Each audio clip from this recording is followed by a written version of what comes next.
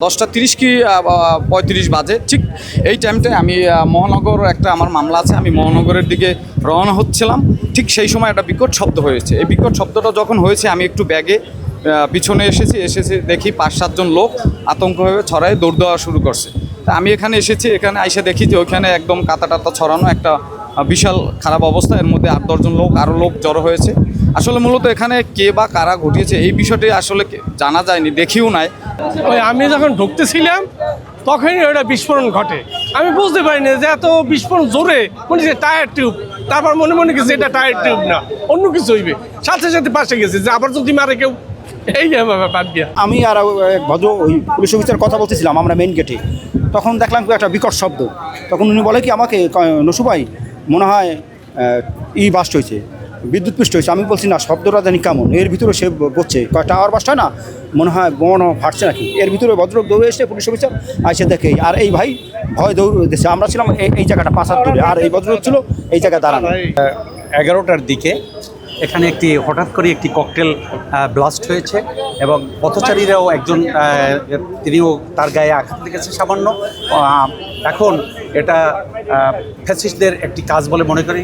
আপনারা জানেন যে বরিশালের জেলা বারের উন্নয়নের জন্য আইনমন্ত্রী এবং জয়নুল আবেদিন সাহেব আসতেছেন, তাদের একটি প্রোগ্রামকে কাছে রেখে এই যে ঘটনাটি ঘটছে এটা আমরা মনে করি যে ফ্যাসিস্টদের একটা পরিকল্পিত একটি ঘটনা এবং এটা ফাইন্ড আউট করার দরকার।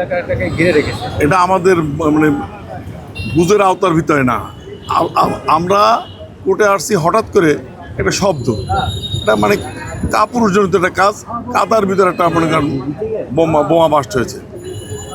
যাই হোক, আমরা মনে করি এটা আসলে চক্রান্তমূলক এবং এই যে দোসর আপনার এসে যে সামনে 15ই আগস্ট এবং আমাদের 16ই আগস্ট আমাদের আইনমন্ত্রী আসছে, আমাদের স্বরাষ্ট্র মন্ত্রণালয়ের স্থায়ী কমিটির সম্মানিত সভাপতি অ্যাডভোকেট জয়নুল আবেদিন, তিনি আসবেন।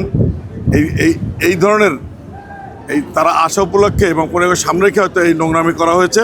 ফ্যাসিস্ট রেজিমদের দোসররা বরিশালের আদালতে যা কখনোই ঘটেনি, সেই আতঙ্ক সৃষ্টি করার জন্য বিস্ফোরণ ঘটিয়েছে।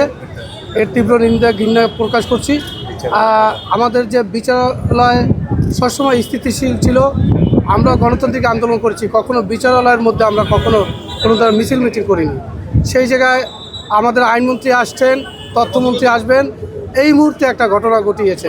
আমরা মনে করি এর সাথে ফ্যাসিস্ট রেজিমরা জড়িত আছে।